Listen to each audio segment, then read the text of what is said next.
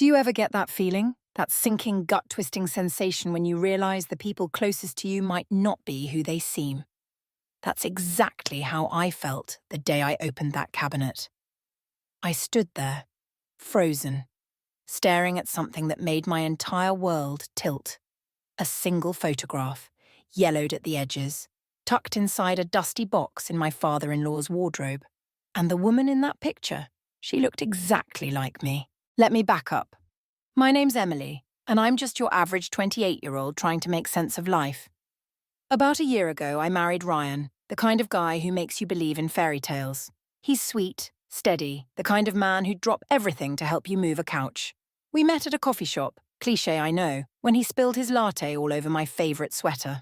He apologised a million times, bought me a new one, and somehow that turned into late-night talks, weekend hikes, and eventually a ring. When he proposed, I didn't hesitate. I said yes before he even finished the question. Ryan's family welcomed me with open arms. His mum, Linda, was the picture-perfect mother-in-law at first. She'd call to check in, send me recipes for Ryan's favourite dishes, and even helped me pick out my wedding dress. "You're like the daughter I never had," she'd say, her eyes crinkling with warmth. And his dad, Tom, quiet, reserved, but kind in his own way.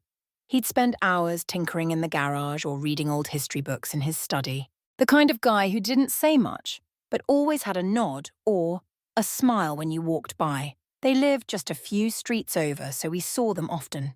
Sunday dinners, backyard barbecues, the whole deal. It felt like I'd hit the jackpot. A husband I adored and in-laws who actually liked me. What could go wrong? But here's the thing about perfect pictures. They crack if you look too close. About 6 months into our marriage, I started noticing little things, nothing major, just off. Like how Tom would sometimes stare at me a beat too long when he thought I wasn't looking. Not in a creepy way, more like he was trying to figure something out. I'd catch him watching me over the rim of his coffee mug at breakfast, his eyes narrowing like he was solving a puzzle. I brushed it off. Maybe he was just awkward, right? I mean, I was the new kid in the family. It takes time to get comfortable. Then there was the wardrobe. This old, hulking piece of furniture in Tom and Linda's guest room, where Ryan and I stayed sometimes when we visited. It was one of those antique monstrosities, dark wood, carved with swirling patterns, the kind of thing you'd see in a haunted house movie. I'd always thought it was a bit creepy, but I never said anything. Who complains about their in-laws' furniture? But every time I walked past it, I'd get this weird chill, like someone was watching me from inside. Silly, I know. I told myself it was just my imagination running wild. One weekend, Ryan and I were over at his parents' place for dinner. Linda had made her famous lasagna, and we were all laughing, passing around garlic bread. Acting like the perfect family. Is she? But I couldn't shake this uneasy feeling. Tom was quieter than usual, barely touching his food. When I asked if he was okay, he just muttered something about work and excused himself to his study. Linda waved it off. "He's been under a lot of stress," she said, but her smile didn't quite reach her eyes. After dinner, Ryan and I decided to crash in the guest room since it was late. I was brushing my teeth when I realised I'd forgotten my phone charger in the car. Ryan offered to grab it, but I told him I'd do it. Fresh air sounded nice. On my way back inside, I passed Tom's study. The door was cracked open, just enough for me to hear his voice. Low, urgent, like he was trying not to be overheard. "I told you it's too risky," he said. "She's starting to ask questions." My heart skipped. Who was he talking to, and who was she? I stood there, rooted to the spot, straining to hear more. But then the floor creaked under my foot and the room went dead silent. I bolted upstairs before anyone could catch me, my pulse hammering in my ears. When I got to the guest room, Ryan was already half asleep, sprawled across the bed. I didn't tell him what I'd heard. I mean, what would I even say? "Hey, babe, I think your dad's plotting something shady?" Yeah, that'd go over well. But as I lay there in the dark, staring at the ceiling, I couldn't stop thinking about it. Tom's voice, those words, they clung to me like damp fog. And that wardrobe, looming in the corner of the room, seemed to pulse with a life of its own. I told myself I was being paranoid. It was just a conversation, probably about work or money or something boring. But deep down, I knew something wasn't right. And when I finally drifted off, I dreamed of that wardrobe door creaking open, revealing something I wasn't ready to face. I woke up the next morning feeling like I'd barely slept. My head was foggy, my stomach churning with that same uneasy knot from the night before. Ryan was already downstairs, probably raiding his mum's fridge for breakfast. I dragged myself out of bed, trying to shake off the dream about that stupid wardrobe. But as I passed it on my way to the bathroom, I stopped. The air felt heavy, like the room was holding its breath. I don't know why, but I reached out and touched the handle. It was cold, almost icy, and for a second, I swear I heard a faint click from inside. I yanked my hand back, my heart racing. Get a grip, Emily, I told myself. It's just a cabinet, probably full of moth-eaten coats and old Christmas decorations. But that click, it wasn't my imagination. I glanced at the door to make sure Ryan wasn't coming, then tugged the wardrobe open.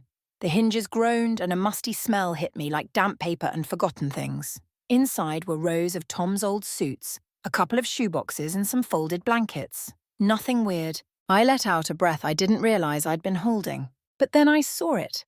A small wooden box tucked in the far corner of the top shelf, half hidden behind a stack of sweaters. It didn't look like much, just a plain unmarked thing, but something about it made my skin prickle. I stood on my tiptoes, stretched as far as I could and pulled it down. The wood was smooth, worn like it had been handled 1,000 times. My fingers hesitated over the latch. This wasn't my house. My stuff. What was I doing snooping through my father-in-law's things?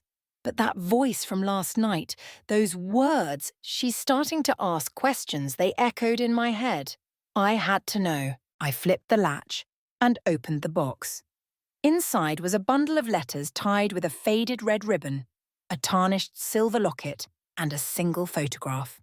The letters were old, the ink smudged in places, but I didn't read them yet. My eyes went straight to the photo. It was a woman, maybe in her 20s, standing in front of a lake. She had dark hair, a shy smile, and eyes that looked familiar. Too familiar. My breath caught in my throat. She could have been my twin. Same cheekbones, same tilt of the head. I turned the photo over, hoping for a name, a date, anything. Scrawled in faint pencil were 2 words. Never forget. I didn't hear Ryan come in until he was right behind me. What are you doing? His voice was casual, but it made me jump. The photo slipped from my fingers, fluttering to the floor. I scrambled to pick it up, shoving it back into the box before he could see. Just looking for an extra blanket, I lied, slamming the wardrobe shut. My face was burning, and I prayed he didn't notice how my hands were shaking. He raised an eyebrow but didn't push. Mum's making pancakes. You coming? I nodded, forcing a smile, and followed him downstairs. But my mind was racing. Who was that woman? Why did she look like me? And why was her picture hidden in Tom's wardrobe? Over breakfast, I tried to act normal, laughing at Ryan's dumb jokes, nodding along as Linda rambled about her garden. But I kept sneaking glances at Tom. He was back to his quiet self, sipping coffee and reading the paper. Every now and then, he'd look up, and I'd swear his eyes lingered on me a little too long. The rest of the day was a blur. We went home, ran errands, watched some mindless TV, but that box haunted me. That night, I couldn't sleep. I kept seeing her face, those words. Never forget. Around 2 a.m., I gave up and grabbed my phone, typing the only clue I had into Google, the lake in the background of the photo. It looked familiar, like a place Ryan had mentioned once. After a few searches, I found it. Willow Lake, a small spot about an hour from town. Nothing special, just a local hangout for picnics and fishing. But there was an old news article buried in the results, dated 20 years ago. Local woman disappears near Willow Lake. No picture, no name, just a vague description of a young woman last seen near the water. My stomach twisted. Was it her? The next weekend, I made an excuse to visit Tom and Linda again. Ryan thought I just missed his mum's cooking, but I had a plan. I needed to see that box again, read those letters, figure out what was going on. When we got there, everything seemed normal. Too normal. Linda was her usual chatty self, fussing over us, while Tom stayed glued to his study, but I couldn't shake the feeling that they were watching me like actors playing parts in a play I didn't understand. After lunch, I volunteered to grab some towels from the guest room. My chance to snoop. I waited until Ryan was distracted, helping his mum in the kitchen, then slipped upstairs. The wardrobe was still there, same as before, but the box was gone. I checked every shelf, every corner. Nothing. My heart sank. Had Tom moved it? Did he know I'd been poking around? I was about to give up when I noticed something else, a loose floorboard under the rug right by the wardrobe. I pried it up, and there it was. The box, tucked into a hollow space like it was meant to stay hidden forever. I didn't have time to open it. Footsteps were coming up the stairs. Heavy and deliberate. I shoved the floorboard back, my pulse hammering, and grabbed a towel to cover my tracks. Tom appeared in the doorway, his face unreadable. "Everything okay, Emily?" he asked, his voice low. I nodded, clutching the towel like a lifeline. "Just grabbing this," I said, rushing past him. But as I left the room, I felt his eyes on my back, sharp and cold, like he knew exactly what I'd found. I couldn't stop thinking about that box. It was like a splinter under my skin, impossible to ignore. I didn't tell Ryan what I'd seen. Not yet. How do you even start that conversation? "Hey babe, I found a creepy photo of a woman who looks like me in your dad's secret stash. Oh, and I think he's hiding something." Yeah, that'd go over like a lead balloon. But keeping it to myself was eating me alive. Every time I closed my eyes, I saw her face, those words, "never forget." I needed answers, and I wasn't going to find them sitting around. The next chance I got was a few days later. Ryan had to work late, so I drove to his parents' house alone, saying I wanted to drop off some leftovers. Linda was thrilled, of course, pulling me into a hug and insisting I stay for tea. Tom was in his study, as usual, the door closed tight. I made small talk for a while, nodding along as Linda rambled about her book club. But my mind was upstairs with that box. When she stepped out to answer a phone call, I seized my chance. I crept to the guest room, my heart pounding so loud I was sure they'd hear it. The floorboard was still loose, just as I'd left it. I pried it up, wincing at every creak, and there was the box, exactly where I'd seen it last. I grabbed it, my hands trembling, and opened it right there on the floor. The letters were still inside, along with the locket and the photo. I unfolded the first letter, my eyes scanning the faded handwriting. "My dearest Tom," it began. "I know we can't be together, but I'll always carry you with me." The words hit like a punch. "Tom? My father-in-law, Tom?" I kept reading, flipping through the pages. They were love letters, raw and desperate, written by a woman named Sarah. She talked about meeting Tom at Willow Lake, about stolen moments and promises they couldn't keep. The last letter was different, though. No sweet words, just a single line.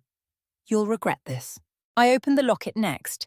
Inside was a tiny photo of the same woman from the picture, Sarah. My hands shook as I stared at her. The resemblance was uncanny. It wasn't just a passing likeness. It was like looking in a mirror. I didn't hear Linda come in until she gasped behind me. "Emily, what are you doing?" Her voice was sharp, not her usual warm tone. I spun around, the box still in my hands. I found this," I stammered, holding it up like it could explain everything. Her face went pale, her eyes darting to the letters. "Put that back," she said, her voice low, almost a growl. "You don't know what you're messing with." I didn't move. "Who's Sarah?" I asked, my voice steadier than I felt. Linda's lips pressed into a thin line. For a second, I thought she might snatch the box from me, but she just stood there, her hands clenched. "You need to leave it alone, Emily," she said finally. "For your own good." Then she turned and walked out, leaving me alone with the box and a million questions. I should have stopped there.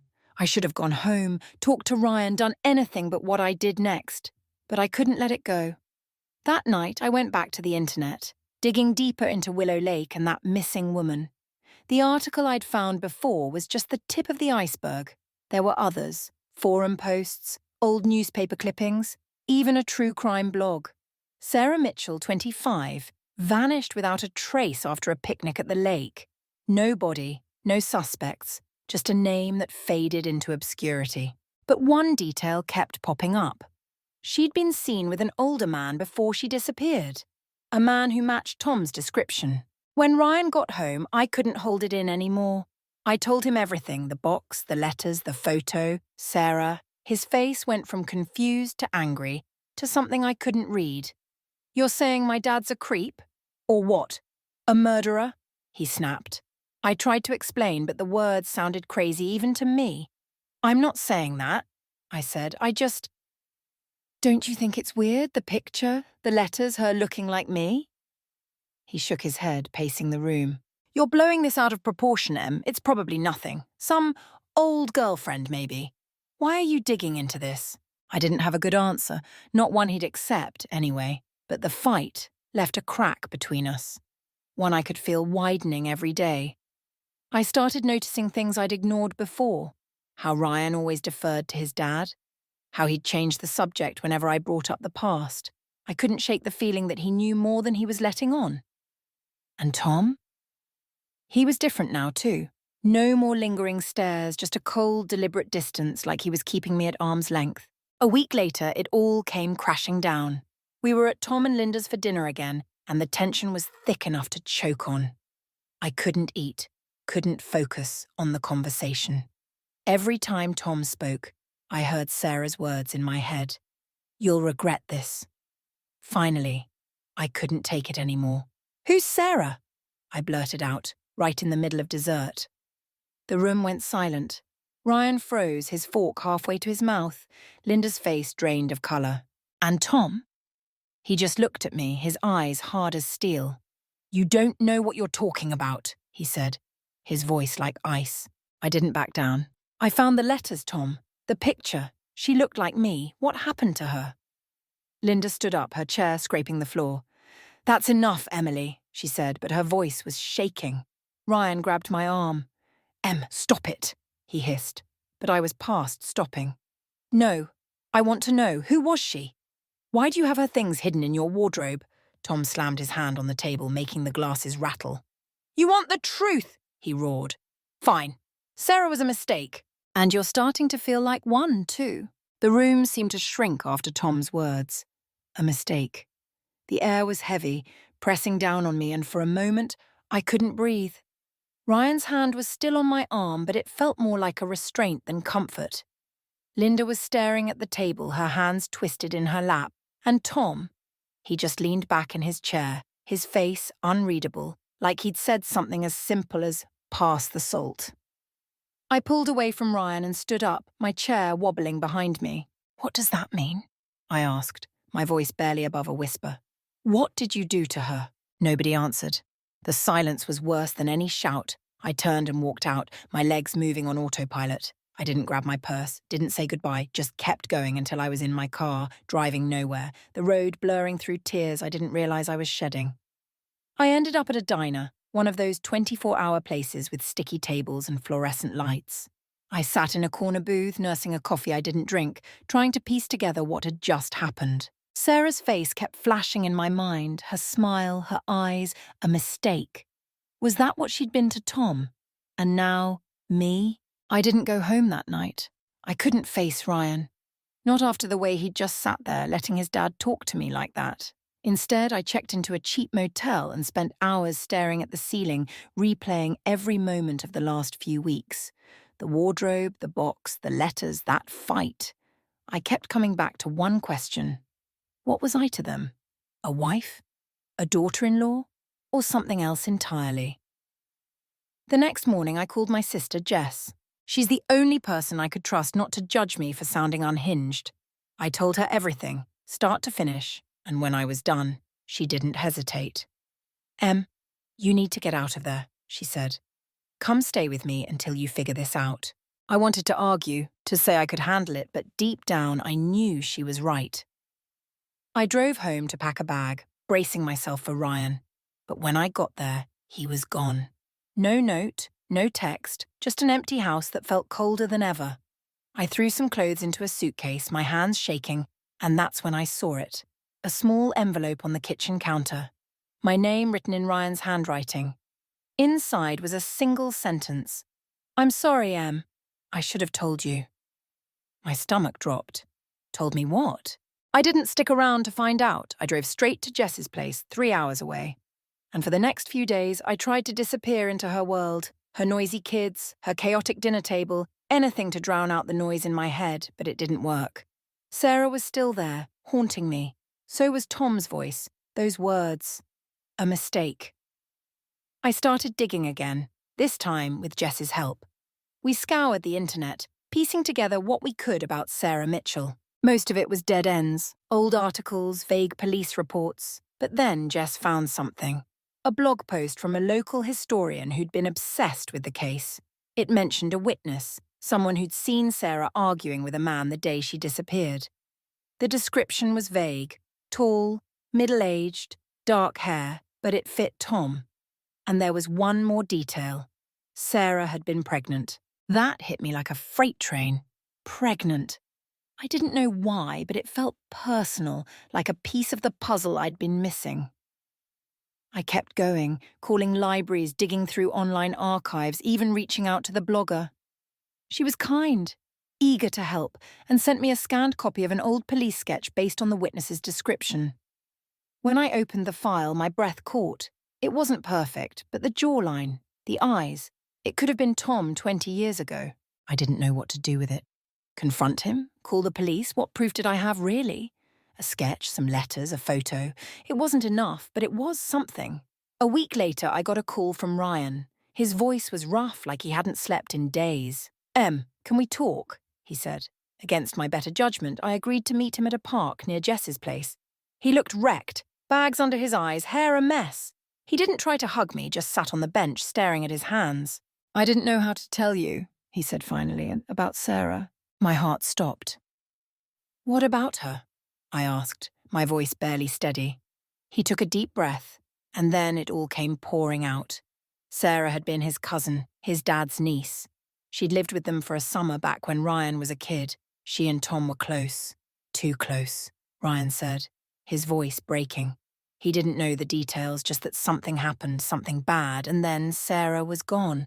Linda told him never to talk about it, said it would ruin the family. I thought it was just a fight, maybe, he said.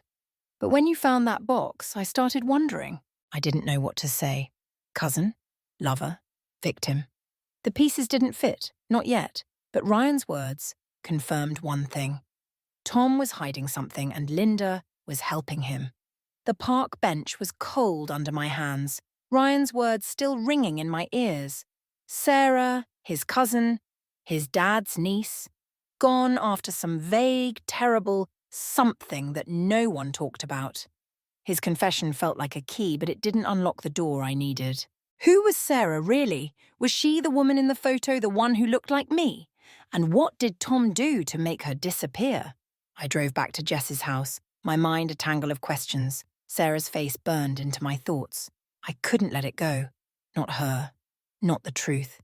She deserved better than being a ghost in a box. Jess was waiting for me, her kids already in bed, the house quiet except for the hum of the fridge.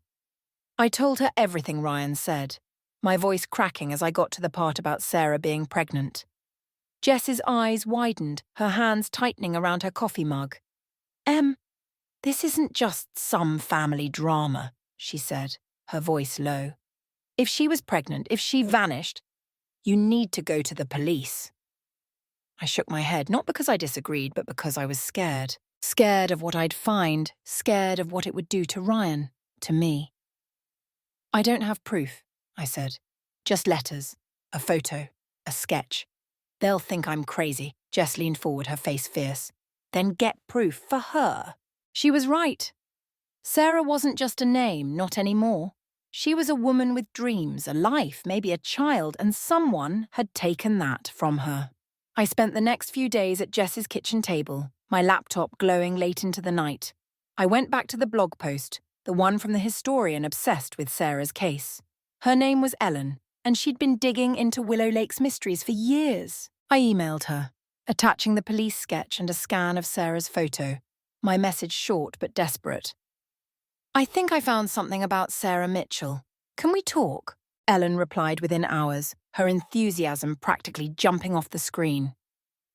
She lived an hour away in a small town near Willow Lake and invited me to her house. I drove there alone, my stomach knotted, the photo tucked in my purse like a talisman. Ellen's place was a cozy mess, books stacked on every surface, maps pinned to the walls, a cat weaving through my legs as she led me to her research room. It was more like a shrine to cold cases, files labelled with names, dates, places. Sarah's was thick, stuffed with yellowed clippings and handwritten notes. "Tell me everything," Ellen said, her eyes sharp behind her glasses. So I did. The wardrobe, the box, the letters, Tom's outburst, Ryan's confession. She listened, nodding, jotting notes, her face unreadable until I mentioned the pregnancy. "That's new," she said, leaning back. "There was a rumour back then, but no confirmation.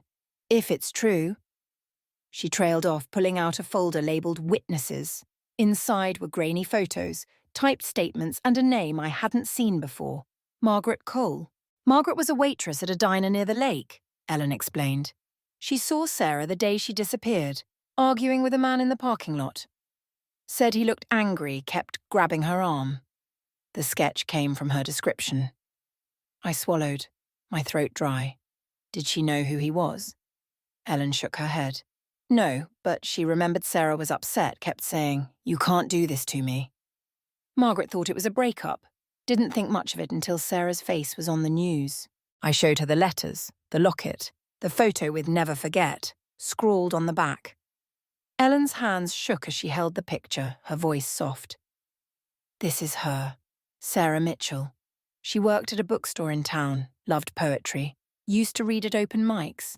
Everyone liked her, quiet, kind, but fierce when it mattered." She paused, her eyes meeting mine. "And you're right, she looks like you, too much like you." That night, I didn't sleep. I kept seeing Sarah at that lake, her voice breaking, her hands clutching a secret she couldn't keep. I called the detective handling Sarah's case, a gruff man named Harris who sounded like he'd heard every story twice. I told him about the box, the sketch, the pregnancy rumour, my father-in-law's name. He didn't laugh, but I could hear the skepticism in his pauses. "We'll look into it," he said. "But after 20 years, evidence is thin. Send me what you've got." I did. Scans, photos, everything, knowing it might not be enough, but praying it would spark something. Days turned into weeks, and I threw myself into life at Jess's, helping with her kids, picking up freelance design work to pay my way. But Sarah was always there, a shadow I couldn't shake. Ryan texted a few times, short messages like, "I miss you," or "Can we fix this?" I didn't reply. How could I, when his family's secrets were tearing me apart? Linda called once, her voice syrupy, asking why I'd disappeared. I hung up, my hands trembling, Tom's words, "A mistake," echoing in my head. Then, a breakthrough. Harris called, his tone different, urgent. "We found Margaret Cole," he said. "She's retired, lives in Florida now, but she remembers Sarah. And she's willing to talk." My heart raced. What did she say? Harris hesitated, like he was weighing his words. "She says the man with Sarah looked a lot like your father-in-law based on a photo we showed her, but it's not enough for an arrest. Not yet. Not yet." Those words lit a fire in me. I flew to Florida using savings I'd meant for a new car and met Margaret at a small cafe by the beach. She was in her 60s, her hands spotted with age, but her eyes were clear, sharp. "I never forgot her," she said, stirring her tea. "Sarah was scared that day, kept looking over her shoulder. The man, he was older, tall, had this way of talking, like he owned the place. I heard him say, 'You don't get to decide,' before they left. I should have called someone, but I didn't know." Her voice broke and I reached for her hand, my own tears falling. Margaret's story matched the letters, the sketch, the dread I'd carried for months. Back home, I pushed harder, meeting Ellen weekly, combing through records, chasing leads. We found a birth certificate buried in county archives, a baby girl born to Sarah Mitchell, no father listed, dated 6 months before she vanished. The child was adopted, her records sealed, but it was proof. Sarah had been pregnant and someone, Tom, hadn't wanted that truth to come out. I confronted Ryan one last time, meeting him at a coffee shop, neutral ground. He looked thinner, his eyes hollow, like he hadn't slept in weeks. I laid it all out. Margaret, the birth certificate, the letters. "Tell me the truth," I said, my voice steady despite the ache in my chest. "What did your dad do?" Ryan's hands shook, his coffee untouched. "I don't know," he said, but his voice cracked. "Mum always said Sarah ran away, that she was troubled, but Dad, he changed after she left. Stopped talking, started drinking. I was a kid, Em, I didn't understand.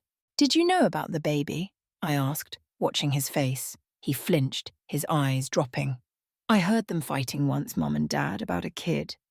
I thought it was about me, but maybe—" He didn't finish, didn't need to. I left him there, my heart heavy but certain. Ryan wasn't guilty, not exactly, but he'd lived in the shadow of his parents' lies, and I couldn't be part of that anymore. The police reopened Sarah's case thanks to Margaret's testimony and the new evidence. They searched Tom and Linda's property, digging up the backyard, scanning the lake. They didn't find a body, but they found something else. A locket, matching the one in the box, buried near the dock at Willow Lake. It wasn't enough to convict, but it was enough to question Tom.